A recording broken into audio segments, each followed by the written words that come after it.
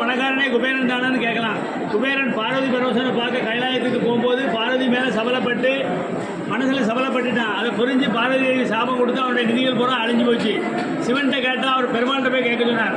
பெருமாள் வந்து நான் தாமரமுடைய அதுக்கு தென்பக்கத்தில் பள்ளிக்கொண்ட பெருமாளாக இருக்கேன், இங்கே வந்து கைகரியம் பண்ணினார். குபேரனே ஒரு வருஷம் இந்த ஊரில் இருந்து பெருமாளுக்கு எல்லா காரியங்களும் பண்ணிட்டு இருந்தான். அப்போ தான் நிதி எங்கே இருக்குன்னு கேட்க சொன்னார்.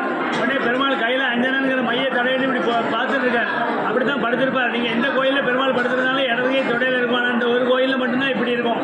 அதுக்கப்புறம் பெருமாள் மரக்கால் அளந்து கீழே சிந்தனது மட்டும்தான் அவன்கிட்ட எடுத்து கொடுத்தார்.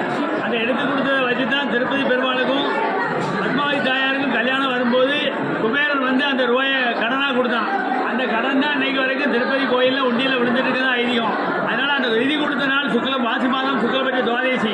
அதனால இன்றைக்கி அந்த நிதியை பெருமாள் நம்ம வீட்டிலேருந்து கொண்டு வர்றதுக்கு 10 ரூபாயோ 20 ரூபாயோ 100 ரூபாயோ வச்சிருந்து சாமிகிட்ட வச்சுட்டாங்கன்னு சொல்லி கொடுத்தெல்லாம் பட்டரை வச்சு தருவார். அதை வாங்கிட்டு போய் வீட்டில் கேஷ் பாக்ஸில் வைக்கலாம், கேஷ் பாக்ஸில் வைக்கலாம். அப்படி இல்லைன்னா கல்லாப்பட்டியில் வைக்கலாம். தொழில் நடக்கிற மாதிரி இருந்தால் எங்கே வச்சாலும் பணம் செழிப்பாக பெருகும். ஆனால் லாட்ரிலாம் அடிக்காது. நம்முடைய தொழிலில் வந்து வெறுத்தியாகவும் நமக்கு எங்கேருந்தோ பெருமாள் வருமானத்தை தருவார். அவ்வளோதான். சும்மா இருந்த ஆளுக்கு ஒரு உழைப்பை கொடுப்பார், உழைப்புக்கு வருமானம் வரும். அதேமாதிரி எல்லாம் சொத்து பிரச்சனை அந்த மாதிரிலாம் இருந்தால் ஒவ்வொரு மாதமும் செவ்வாய்க்கிழமையில் இங்கே வந்து நீராஞ்சனை போட்டு பெருமாளை வழிபடலாம். சொத்து பிரச்சனையோ அந்த குடும்ப இதுகள்லாம் இருந்ததுன்னா வந்து கேட்கலாம், அவர் செய்வார்.